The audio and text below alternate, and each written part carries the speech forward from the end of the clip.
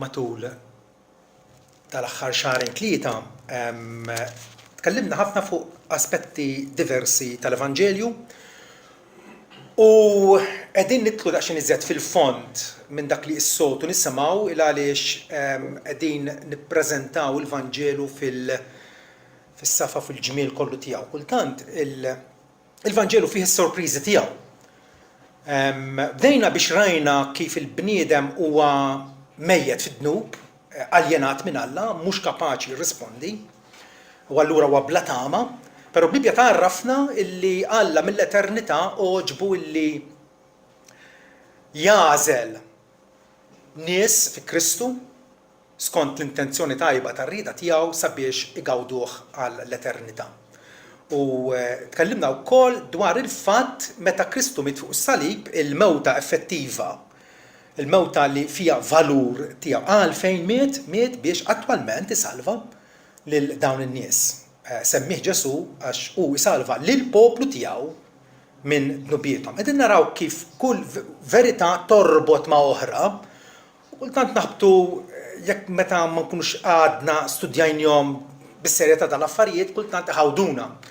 U jqanqlulna ħafna aktar mistoqsijiet. Però għana bil-paċenzja u b'impenn qegħdin nippruvaw naraw kif il-Bibja tagħtina stampa tal-ħnina ta' Alla illi ir-riżultat ikun wieħed. Illi aħna li nirrispondu għal din il-ħniena nagħtu l-glorja kollha lilu. Aktar quddiem jekk Alla jrid se nkomplu nitkellmu fuq kif il-grazzja ta' Alla meta Alla jilħaq il-bniedem bil-grazzja tiegħu, il-bniedem se joqmos, jista' jirreżisti, jista' jipprotesta, però jekk Alla jrid isalvah, finalment jibdillu r-rieda tiegħu u jresqu lejh u l-bniedem infatti minn jista' jkun avversiv le Alla bħalma kien Sawl ta' Tarsu, però Alla meta oġbu illi sejjaħlu bil-grazzja tiegħu, Sawl sar l-aktar ħabib intimu ta' Kristu ġvera. Mbagħad se naraw ukoll kif Alla li isejħilna kapaċi wkoll illi iżommna fit-triq fidili sa tmiem. Mhux nixbaw jew niddejqu jew nitfixklu, imma li Alla li jibda xogħol ta' fina kapaċi u attwalment itemmu jew jipperfezzjonah sal-jum ta' Kristu. Issa matul it-triq bdejt nirrealizza jiena illi jinqalaw mistoqsijiet u waħda minnhom hija il-fatt li tkellimna mhux ħażin dwar il-predestinazzjoni. Ġifieri Alla minn ma jindaħallu ħadd. Alla bir-rieda sovrana tiegħu għax hu Alla. Oġbu li jażel il dawn u mhux l-oħrajn.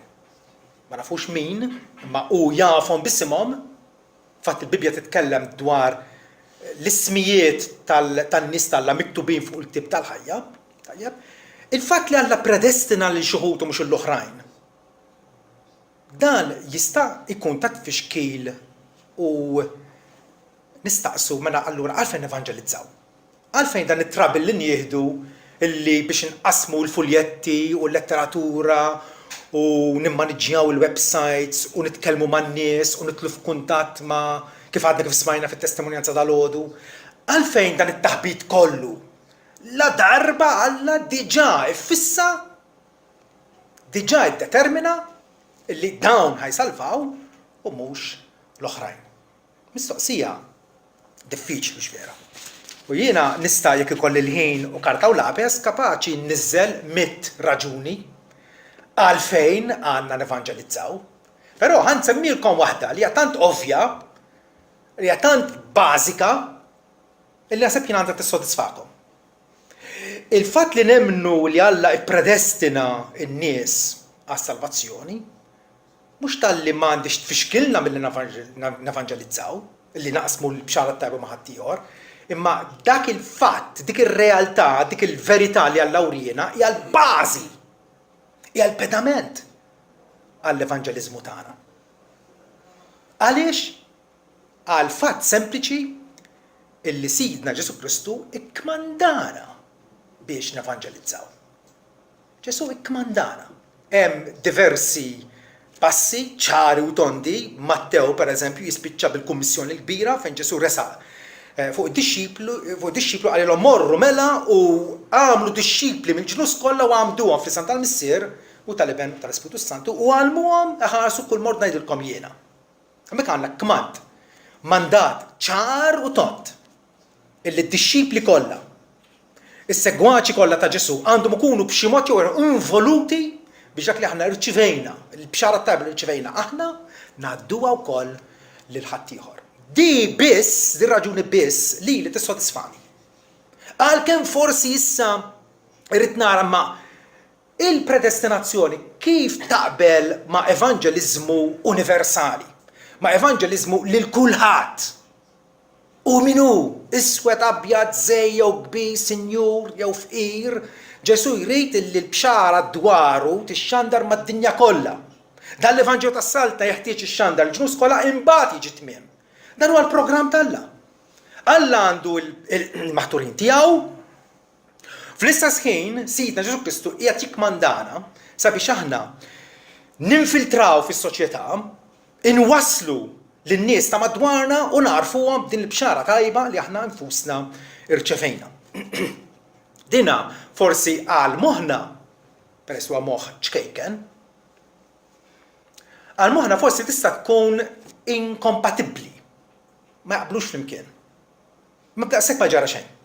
Aħna jekk hemm koppja miż-żewġa u aħna kemm huma inkompatibbli nkollu jitlewmu, nkollu jiġġieldu, x'intuhom pari biex jisseparaw dawn biex jiddivorzjaw? Le. X'parir intuhom biex jitgħallmu ma jiġġieldux flimkien. U jgħixu armonija flimkien ta' raġel u mara miż-żewġa li huma. Sa il-verità tal-Alla hekk. Hemm diversi veritajiet ma nistgħux naffordjaw illi aħna inġeldu verità ma' oħra. La darba tnejn fil-Bibja u t-tnejn qegħdin fil-Bibja. Predestinazzjoni kull Kristjan jemmen fil-predestinazzjoni. U l-evanġeliżmu, id-dmir tagħna, il-privileġġ anzi, illi aħna naqsmu l-bxara tajba ma' ħadd ieħor u jew ukoll fil-Bibja, żewġ veritajiet illi kif se nlaqgħuhom flimkien, donnom ma jaqblux flimkien. Imma din il-ħaġa li tidher inkompatibbli, appuntu tidher inkompatibbli. Għal ħsieb tal-Alla, u l-ħsieb tal-Alla huwa wisq ola minn tagħna, bħalma smewwiet huma ola mill-latek ħsibijieti, mhumiex ħsibijietkom, aħna nifhmu ftit. Aħna nifhmu tikka. Meta naqra skrittura ma nistax jiena ngħid din il-ħaġa ma nistax nifhimha qallu ħaqqaċċa tal-barra. Irrid nara kif nitgħallem inlaqqa l-verità ma' verità oħra flimkien u naċċettom flimkien. Tajjeb, allura iva nofru l-Vanġelu lil kulħadd avolja nafu illi huma l-magħżulin biss illi fl-aħħar mill-aħħar se jirrispondu, se jikkonvertu u se jsalvaw. Għaliex? Għaliex il-Bibja hekk tagħmel. Il-Bibja ma tispjegax din l-antinomija nsejħula, forsi kelma tqila, forsi din il-ħaġa stramba ħanajdulek. Għandek isa liġi kontra liġi, kif ħataqqadhom flimkien, tajjeb, il-Bibja ma tispjegaħiex din. Il-Bibja tisħaq li Alla mill-eternità għażel lil xuħud ta' salvazzjoni. Il-Bibja tisħaq ukoll li nistalla f'din id-dinja bħalna għandna inwasslu l-Vanġelu lil nies oħra. Il-Bibja ma tispjegaħiex din imma tippreżenta. Bħalma ukoll ma tippreżentax, ma tispjegax il-misteru ta' Trinità kif jista' jkun li Alla wieħed ħajju veru jeżisti eternament fi tliet persuni. Il-Missier, l-Iben u l-Ispiritu Santu. Issa infatti ħafna nies matul iż-żmien jew jgħidu li Alla huwa wieħed u mhuwiex Trinità. Il-Mawmettani pereżempju hekk jagħmlu. Tajjeb? Illi hija faċli tagħmel hekk. Jew illi hemm diversi allat u mhux Alla wieħed. U ħafna nies matul iż-żminijiet hekk ukoll hemmnu. Bibja tgħallem mingħajr ma tispjega li Alla huwa wieħed fin-natura tiegħu tliet persuni l-Missier l-Iben u l-Ispiritu Santu. L-istess ħaġa nistgħu ngħidu dwar l-oriġini u l-bidu tal-ħażen. Alla huwa omnipotenti, Alla huwa mħabba, Alla huwa tajjeb. Kif jeżisti l-ħażen? Mnejn beda l-ħażen? Aħna nafu l-ħażen beda oriġinarjament f'anġlu li aħna nafu bħala Luċifru. ix-xitan. Imma kif beda? Meta l-Bibja titkellem dwar il-bidu tal-ħażen, tgħidilna sempliċement sakemm il-ħażen instab fik.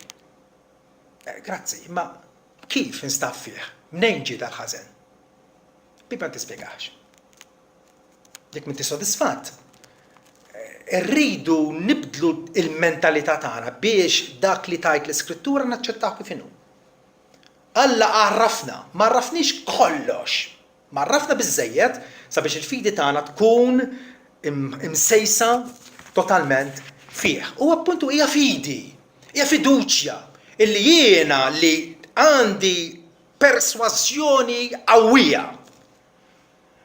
illi Alla predestina lil dawn kollha u ħadħlif dawn mhum ħajsalvaw.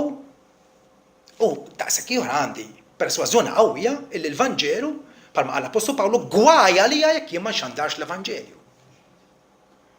Hemm obbligu sagru moti li l-kwet waħda minna biex aħna naqsmu l-Evanġelju man-nies kollha. Sa din isa l-ħaġa inkompatibbli li ma taqbilx tajjeb, il-Bibja f'diversi passi tippreżenthom it-tnejn flimkien u tibqa' għaddejja. Tippreżenthom it-tnejn flimkien, issemmi il-predestinazzjoni tagħha, issemmi l-offerta ħielsa tal-Evanġelju lil kulħadd u tibqa' għaddejja. Ħanibdew b'każ illi intom tafuh, naħseb jiena jekk taqra Mattew, jekk xi ħadd jitalab xi ħaġa bl-amment minn Mattew hija l-famuża stedina u famuża bir-raġun famuża ta' Ġesu fejn qal ejjew għandi intom il-koll, intom taqlin u mobbijin u jiena nserraħkom. Ħudu l-madmad tiegħi fuqkom u tagħmlu minni għax inġwetu u mlifqalbi u intom sibu is-serħa rarukom. Ja stedina li l-koll kemm aħna nitennew fiha Ġesu qed jiftaħ il-bibien beraħ. Mingħajr kondizzjoni, intom il-koll. Intom min intom. Lut, ġentili, bravi, ignoranti, intom tħossukom madurin. Mtaqlin u ħatja ejjew għandi.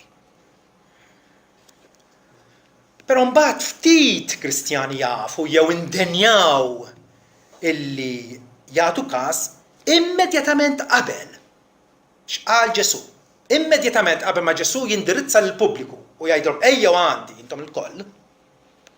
Għadu kif talab il-missier u jgħidlu missier sit is-sema u l-art jiena nirringrazzjak għax inti ħbejt dan l-ħwejġ mill-lorrif u mill-laqlin u kxiftom li trabi iva missier għax hekk koġob lilek.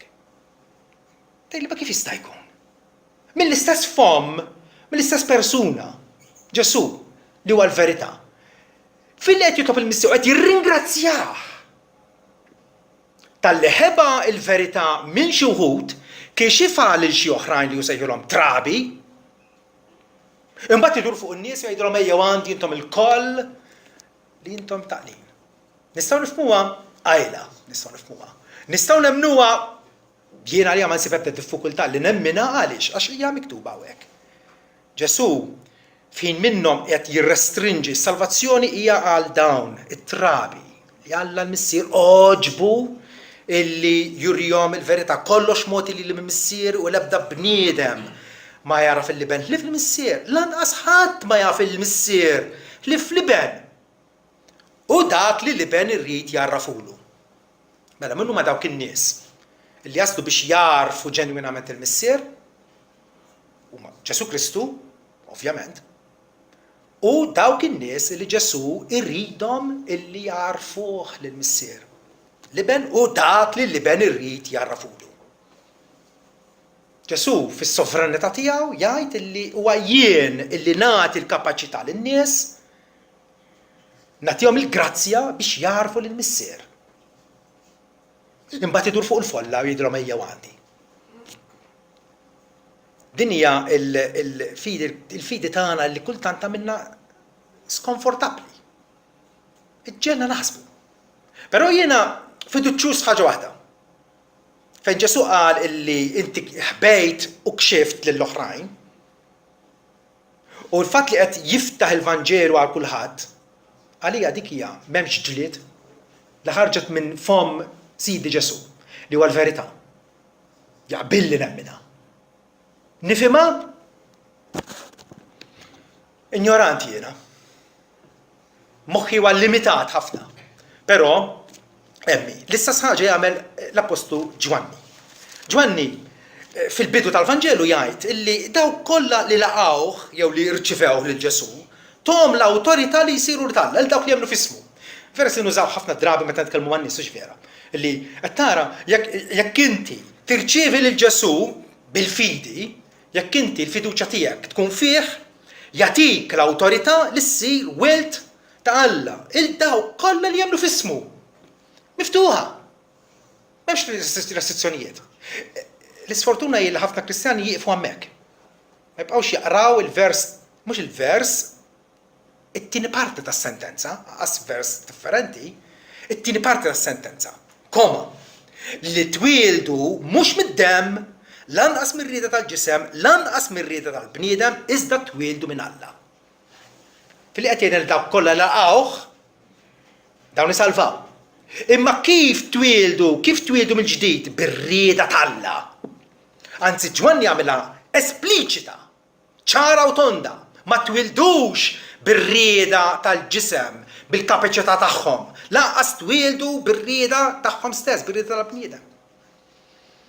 Frattant għadna nsibu nies illi jgħidu illi jekk inti ma tkunx trid, Alla ma jsalvakx. Ma min jaf kieku Alla jirkeb fuq ir-rieda tagħna, jaġina b'tali mod u maniera, iġeddidilna, jaħdem fija bl-ispirtu tiegħu biex aħna nkunu rridu. Allura mhix ir-rieda tagħna illi hija deċiżiva, hija r-rieda tagħna. Għal darb'oħra fiġ-Ġwanni 6 fejn għandna wieħed mill-diskorsi famużi ta' Ġesu tkellem fuq innifsu bħala il-manna, il-ħobs ħaj li niżel mis-sema. F'perjodu minnhom Ġesu jgħid vers kapitlu 6, 35, Ġesu qalilhom jien huwa l-ħobs tal-ħajja. Min jiġi għandi ma jieħdu ġuħ qatt u min jemmen fija ma jaqbdu għaġġ qatt. Min jista' jmur għand Ġesu biex jiekol u jixrob u jkun sodisfatt bih? Min? Kulħadd. Min jiġi għandi. Ġesu mhux qed jagħmel restrizzjonijiet hawnhekk. Hija stedina miftuħa għal kulħadd. U importanti li nżommuha f'moħħna, però tikka aktar tard. Dak kollu jagħtini l-missier jiġi għandi. U min jiġi għandi jien żgur ma nitfgħux il-barra. Dawk kollha li jagħtini l-missier. Ġesu qed jiftaħ l-istedina onesta u sinċira għal kulħadd, għas-semmija kollha. U hekk għandna nagħmlu aħna. Imma ċara għandna jgħidilna dak li jagħtini l-missier jiġi għandi. Vers 44 jagħmel aktar ċara, ħadd ma jista' jiġi għandi jekk il-missier li bagħatni ma jiġbdux. Qed ikun hemm l-intervent omnipotenti tal-Alla illi jiġbed li effettivament iressaq il-bniedem lejh. Altrimenti il-bniedem ma jirsax. Fl-aħħar tad-diskors tiegħu Ġesu jgħid ukoll, għalhekk qedtilkom illi ħadd ma jista' jiġi għandi jekk ma jingħatalux mill-missier. Mhumiex kontradizzjonijiet dawn. Mhumiex kontradizzjonijiet. Huma żewġ aspetti tal-verità, it-tnejn preżentati fl-Iskrittura, it-tnejn tinżommuhom f'bilanċ u l-bilanċ huwa faċli li titilfu.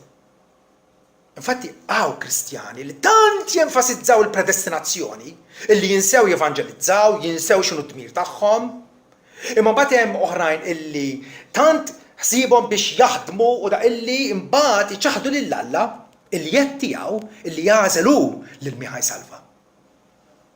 Ma min jaf kieku nagħmlu kif tagħmel Bibja, illi l-veritajiet tal-Bibja inżommuhom f'bilanċ sabiħ. Sa bilanċ jista' jxaqleb faċilment. Jiena niftakar l-ommi tibgħatni għand Garita, il-grocer tagħna kien biex nixtri li ratal zokkor. Dak iż-żmien kien taqbad dik il-dana u l-miżin bil-keffa, tajjeb, tagħmel ir-ratal hawnhekk u tibda tferra. Imma jekk il-keffa x'xaqleb, x'terġa' tagħmel Garita taqbadlek ftit zokkor, terġa' taħodulek. Lura sakemm il-kefef tal-miżin jiġu bilanċ. Jekk ma xaqlibx il-keffa, jieħ ngħidilha għadek ma tajtniex ratal, Hemmhekk imbagħad ixxaqleb ħafna qed titla' fih. Għalhekk il-miżien. Għandna bilanċ, il-miżien biex iġġibu preċiż. Alla huwa sovran fis-salvazzjoni. U jiddeċiedi, diġà ddeċieda lil min ħajsalva. It-tieni parti tajt din. Aħna responsabbli u Alla jżommna kontabbli tad-deċiżjonijiet tagħna. Li aħna mhux biss nisimgħu l-Vanġelu, imma wkoll għandna d-dmir li nwieġbu għall-Evanġelju billi nirrikorru għand Ġesu u nżommuh bħala il-Salvatur uniku tagħna. Niftakar waħda mill-esperjenzi koroħ tiegħi bħala Kristjan kienet meta kont nitkellem ma' wieħed li kien Kristjan bħali ġifieri, però kemm il-darba għalli jiena xin nitkellem fuq dal-affarijiet għalli nixtieq onestament Pawl nixtieq il-Rumani kapitlu 9 qatt ma nkiteb fil-Bibja. Għadlu x'inti tgħid? Għalli mhux aħjar nikkonċentraw fuq Rumani 10 u ċo il-pass li ratilna uħtna tal-għodu fejn jgħidilna illi is-salvazzjoni hija għal kulħadd, offruta għal kulħadd. Jiena kont ngħidlu mhux aħjar nżommu mit-tnejn. L-istess Apostlu Pawlu kitibhom it-tnejn. Rumani 9 tafas fuq il-predestinazzjoni, l-għażla talla. Rumani 10 fuq ir-responsabilità tagħna. Għandek il-keffa tal-miżien illi tista' inti faċilment ixxaqliba. Rumani 9. Ara kif jitkellem l-Apostlu Pawlu. Qed isemmi t-tfal it-tewmin ta' Sara. Bil-tfal kienu għadhom ma twildux lanqas għamlu tajjeb jew ħażin biex il-pjan Alla skont l-għażla tiegħu. Iżomm sħiħ. Mhux mill-opri. Iżda minn dak li sejjaħ. Jiddependi minn Alla li isejjaħ. Int qalilha lil-om il-kbir seqgħet iż-żgħir. Kif miktub ħabbejt il-Ġakob iżda bad lil-Eżaw. Mhux nipprova nispjega x'jiġifieri tobod il-Eżaw. Alla qed jgħid jiena bad il-Eżaw, ħabbejt il-Ġakob qed jagħmel differenza bejn żewġ tewmin imrobbin fl-istess ġuf tal-istess somm. Tikka aktar tard, vers 18 jgħid għalhekk Alla jkollu ħniena minn min irid hu li jkollu ħniena. U jwebbes lil min irid hu. Id-deċiżjoni hija tiegħu. U Alla, u jinsab fuq it-tron. U l-fuħħari, aħna t-tafal. U jiddetta. U s-sultan ta' Slaten. Dik hija verità waħda. Rumani 10 Pawlu mill-istess pinna tiegħu, mill-istess moħħ tiegħu, bl-istess ispirazzjoni tal-Ispiritu Santu, qed jgħidilna hawnhekk għax l-Iskrittura tgħid kull min jemmen fih ma jirex bil-mistija. Għax m'hemmx għażla bil-Ludi u Grek, l-istess mulej. Huwa fuq kulħadd u huwa sinjur ma' dawk kollha li jsejħulu. Għax kull min isejjaħ isam il-mulej ikun salvat. Wow, xi ġmiel. Dik li għalli ħaġa impressjonanti. Kieku dal-ktieb kitbuh sempliċi nies bl-intelligenza tagħhom, ħadd ma kien jippreżenta l-verità hekk. Ħadd. Imma dan huwa l-ħsieb Alla, din hija l-verità Alla. Alla qed jgħidilna jien huwa l-alfa u l-omega.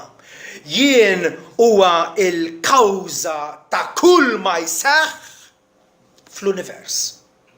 Mill-bidu sa tmiem. M'hemm xejn li jiġri mingħajr il-rieda diretta jew il-permess ta' Alla.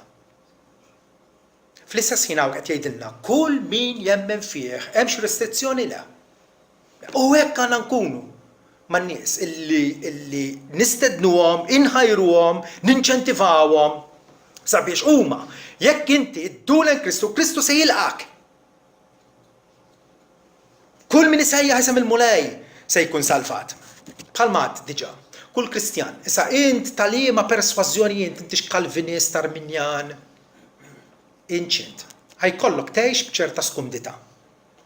Il-fidi tagħna iġġielna nistaqsu, iġġielna fl-aħħar mill-aħħar appuntu għax hija fidi, nistriħu falla. U l-kelma tiegħu hija bonfatt. Il-kelma tiegħu tikkonkludi kull argument. Kull Kristjan jgħix b'ċerta skumdità. Ġiedu lin-nies allura inti kif qed tajt inti? Aħru każa din, illi Alla qed iġib in-nies fid-dinja u jaf il-ħajmur l-infern. Kemm il-darba qalu ili. Akkuża serja.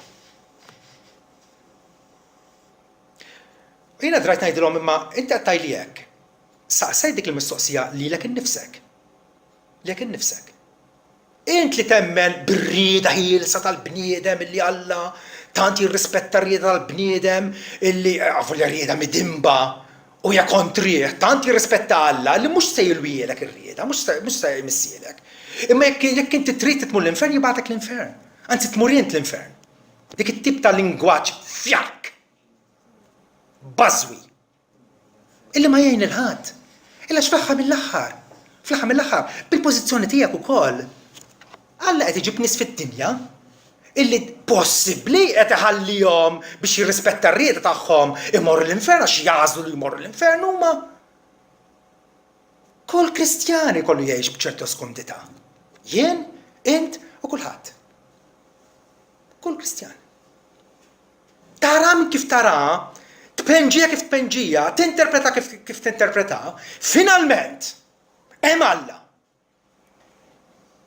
U Alla ħalaq l-umanità u għad jitwildu nies fid-dinja, xi wħud minnhom se jkunu l-ġenna, xi wħud minnhom ħajkunu l-infern. Issa għalli ma raġuni jien naf x'in raġuni. Alla huwa sovran u jrid jesibixxi, jrid juri mhux biss il-ħniena u t-tjieba u l-imħabba u l-kumpassjoni tiegħu fis-salvazzjoni ta' xi wħud. Imma wkoll il-ġustizzja u l-ħaq tiegħu kontra il-midinbin u kontra d-dnub. U dik propjament ir-raġuni li jagħti l-Apostolu Pawlu. Araw mela il-bontà jew it-tjieba u l-illa tal-Alla. Arawhom it-tnejn. Xi Kristjani però għadhom f'dik il-pożizzjoni li jridu jaraw it-tjieba tal-Alla biss u jiqfu hemmhekk.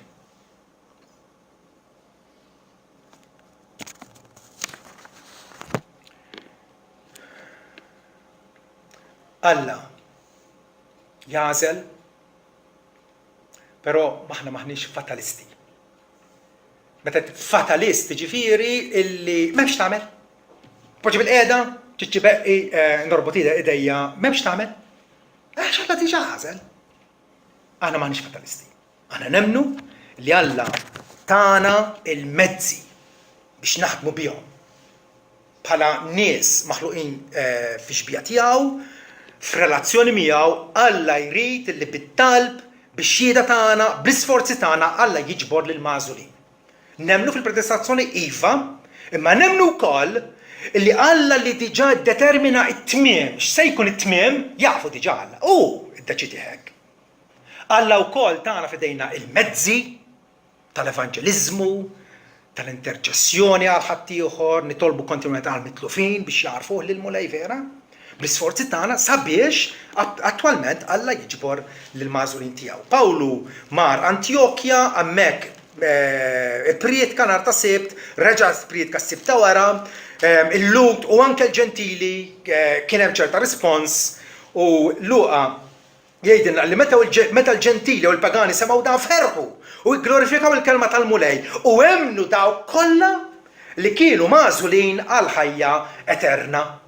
Sabiħa din, Pawlu l-min mar jippriedka lil kull min indenja ruħu li jiġi jisma' Pawlu law ta' merħba. Il-Vanġelu għal kulħadd. Imma Luqa jgħidilna jinfilza tal-kumment hemmnu dawk kollha li kienu magħżulin għal ħajja ta' dejjem. Żewġ veritajiet jidhru inkompatibbli, però jmorru flimkien perfettament fil-moħħ t'Alla, forsi mhux fil-moħħ tiegħi, ma fil-moħħ t'Alla jmorru perfettament flimkien. It-tnejn qed naqrahom fl-Iskrittura.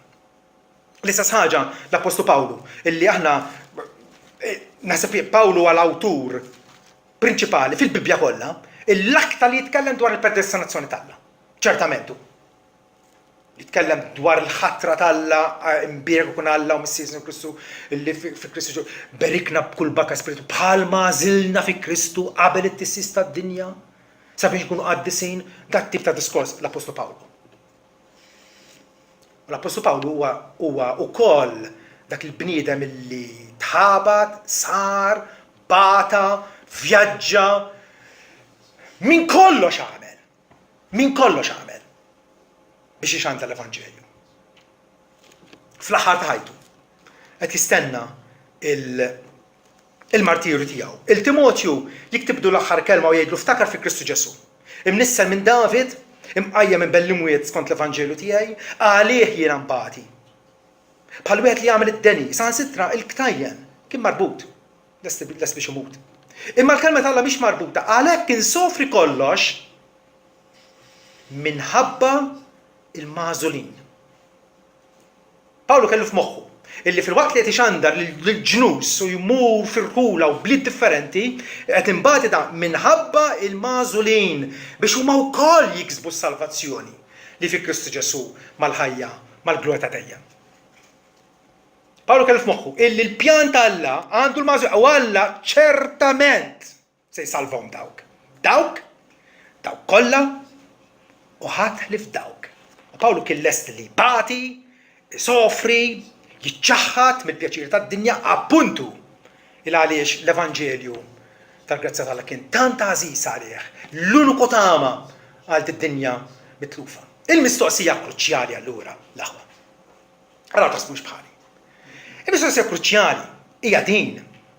Mhux għalfejn tevanġelizza, mhux għalfejn titlob jien li nemmen illi Alla ippredestina, Alla diġà għażel li ġuħu ta' salvazzjoni.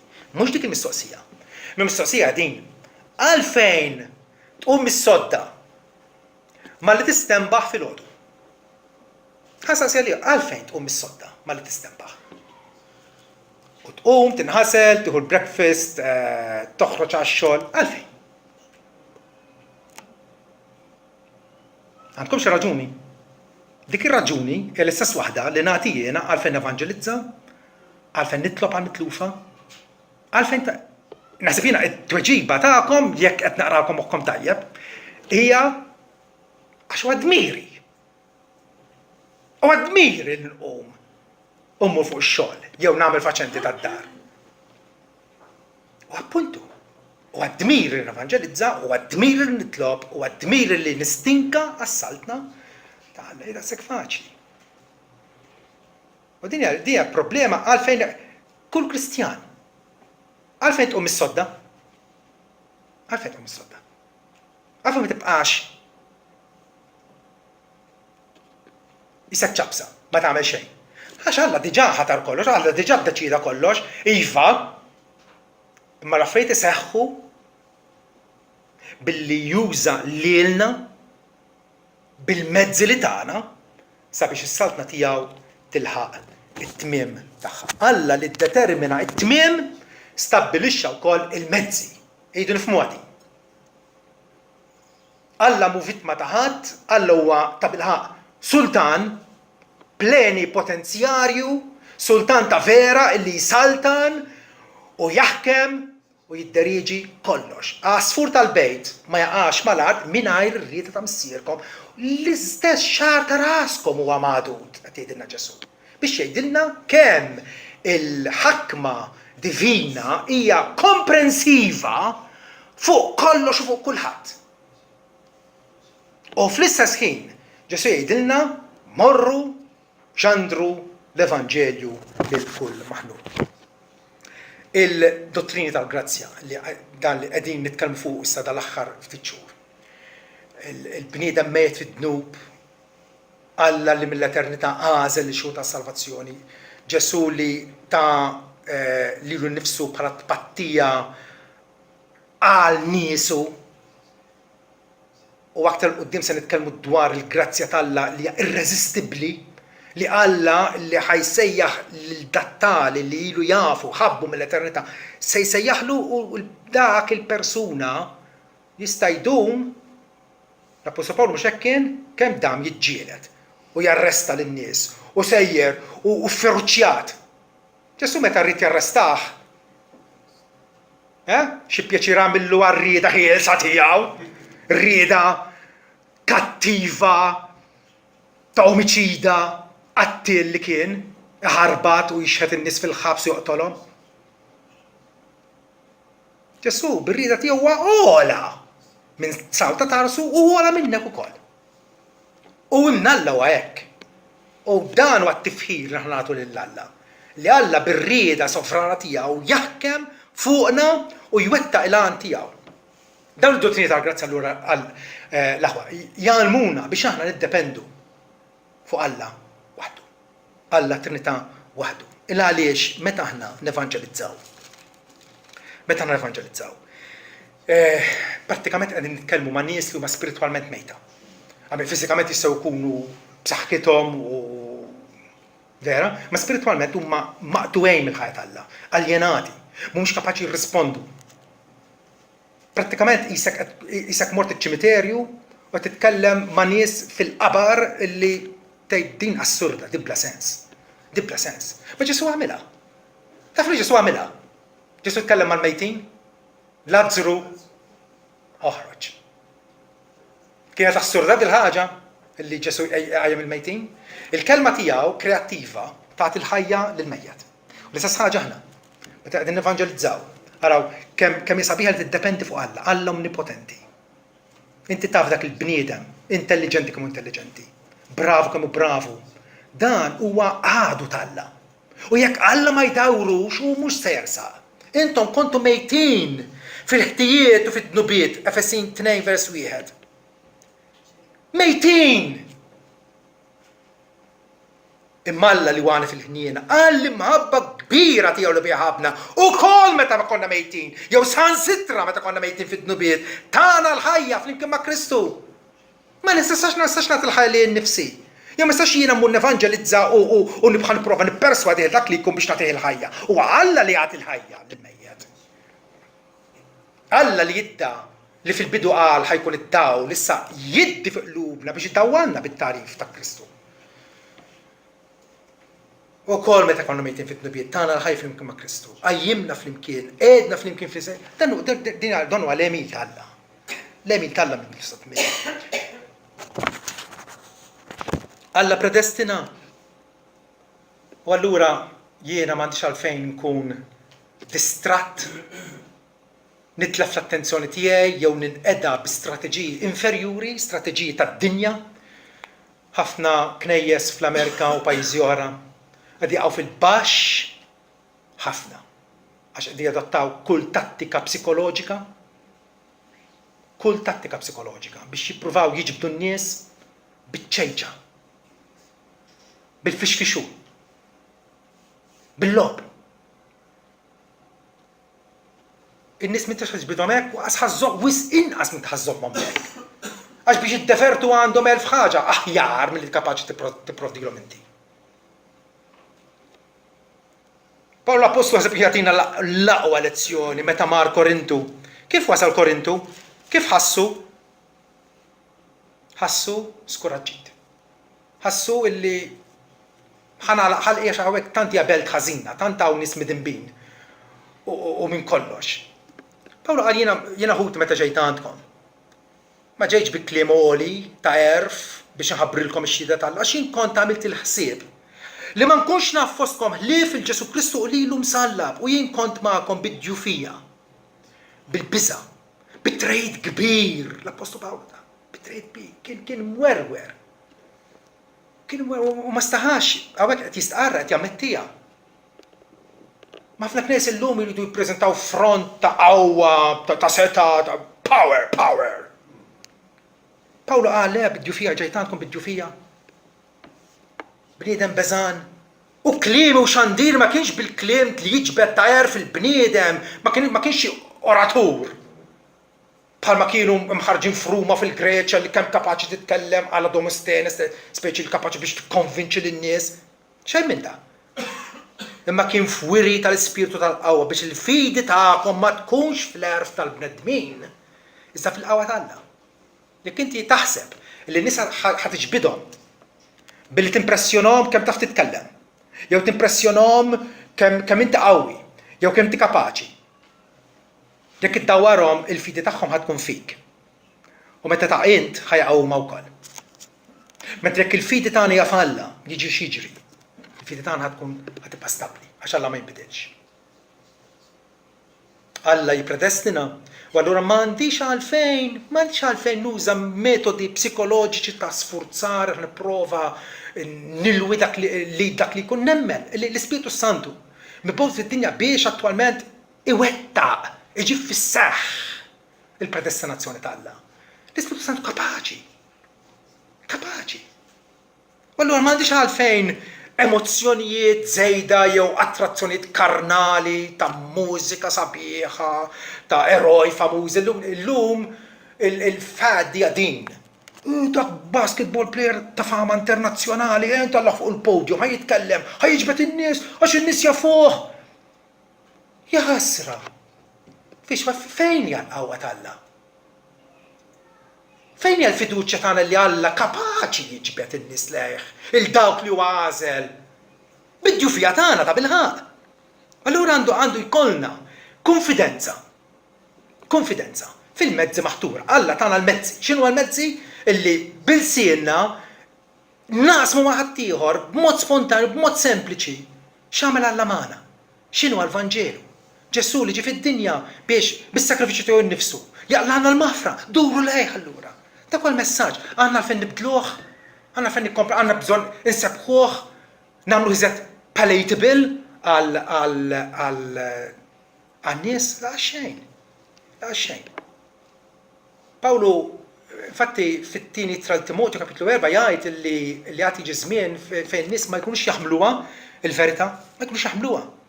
Imma jiġimgħu għalihom fushom għalliema biex jarxulhom widnejhom.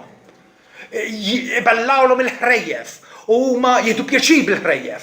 Pawlu qala din. Imma bħala rimedju lil Timotju x'qallu jagħmel?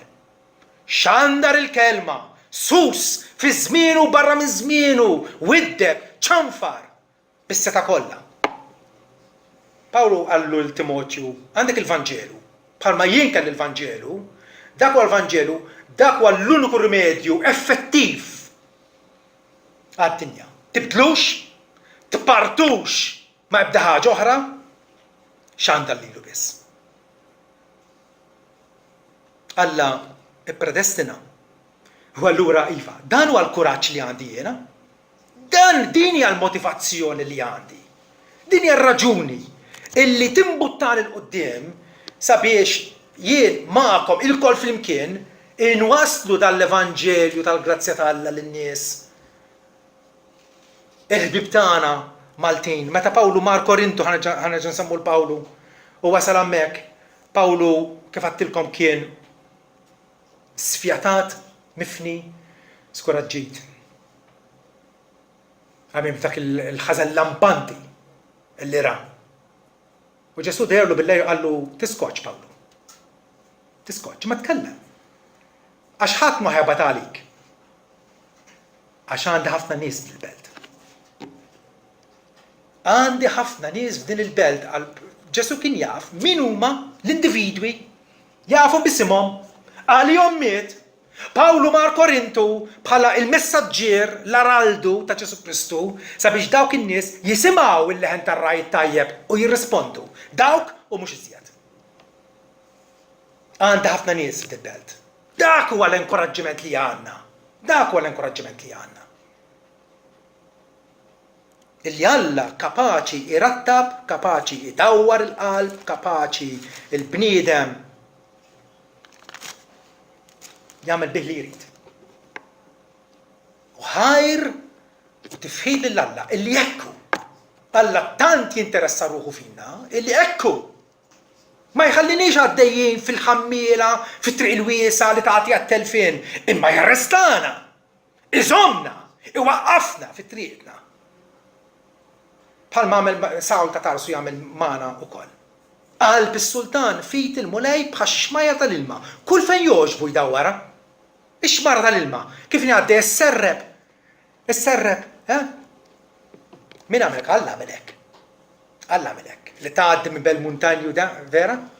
U l-qalb tas-sultan huwa l-iżjed bniedem li għandu poter fi kwalunkwe pajjiż, vera? Fil-każ tagħna l-Prim Ministru, jew President. Mela hekk qalb is-sultan hija fidejn Alla biex jagħmel bija u kull fejn jogħġbu jdawwara, kemm aktar jien li minn xejn. kemm aktar in-nies ta' madwarna. Għana għalfejn naqtaw qalbna, għana għalfejn niskoraġġixxu ruħna. Alla għandu nies f'Malta. U dawn nies jeħtieġ li jisimgħu, jeħtieġ li jinġabru, jeħtieġ li jkunu dixxiplati u ċo jsiru dixxipli vera ta' Ġesu Kristu. Kif? Morru fid-dinja kollha u xandru l-Evanġelju. Predestinazzjoni nifraħ biha. Evanġeliżmu huwa d-dover u l-privileġġ tiegħi. Ejjew nżommu flimkien sabiex Alla tagħna jkun ta' bilħaq onorat u aħna l-ħajja tagħna tkun ta' bilħaq bilanċjata kif għandha tkun.